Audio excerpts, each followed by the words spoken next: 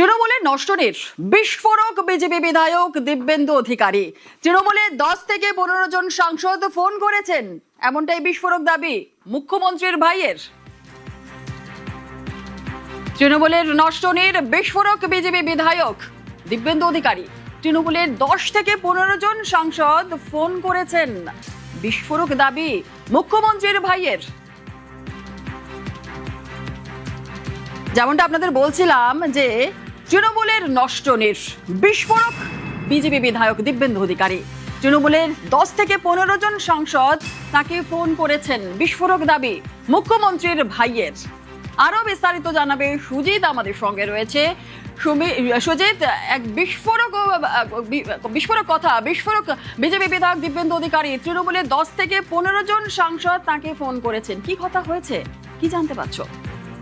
দেখো, কথা কি হয়েছে সেটা স্পষ্ট করে না জানালেও তিনি যেটা ইঙ্গিত দিচ্ছেন, যিনি বলছেন যে তার সঙ্গে যোগাযোগ করছেন দল বদলের জন্য।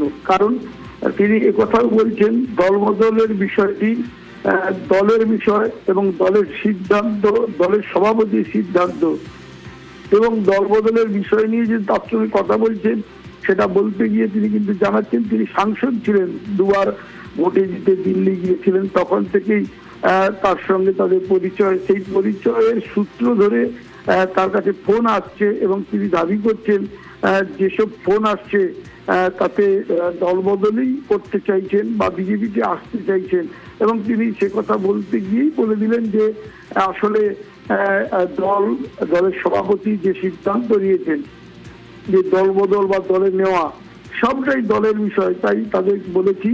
তিনি বলছেন যে সৌজন্য রক্ষায় কথা বলছি, কিন্তু দল বদল নিয়ে এখনই কিন্তু কোনো কথা আমাদের তরফে হবে না। কিন্তু এ কথাও তিনি বলছেন তৃণমূলের যা অবস্থা সেক্ষেত্রে তিনি কটাক্ষ করছেন, সমালোচনা করছেন যে দল থাকবেই না, তখন সবাই যোগাযোগ করবেন এই কথা বলছেন। এবং তিনি রীতিমতো দাবি করছেন 10-15 জন সাংসদ যারা তৃণমূলের তারা যোগাযোগ করতে চাইছেন, অর্থাৎ দলে আসতে চাইছেন, এমন সময় তিনি দাবি করছেন এবং এই কথাগুলো বলছেন। সেটা কিন্তু যখন কিনা এরকম ভালো তৃণমূলের মধ্যে দ্বন্দ্ব, সাসপেন্ড হচ্ছে বিধায়করা, এই পরিস্থিতিতে আর বলা কথা নিয়ে কিন্তু জোর শোরগোল শুরু হয়েছে। ধন্যবাদ।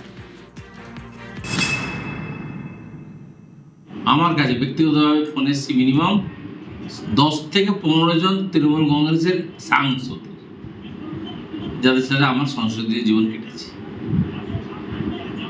আমি তাদেরকে হাত জোড় করে কবরেজোড়ে বলেছি আমার দলই শেষ কথা, ব্যক্তিগত সম্পর্ক নিশ্চয়ই আল্লাহ এখানে। দল যতক্ষণ না আমাদের ছাঁকনি জাল, ওই আমরা চা খাই না, পাতা চা ছাঁকা হয়, সেই ছেঁকে দল যখন সিদ্ধান্ত নেবে সেটাই শেষ।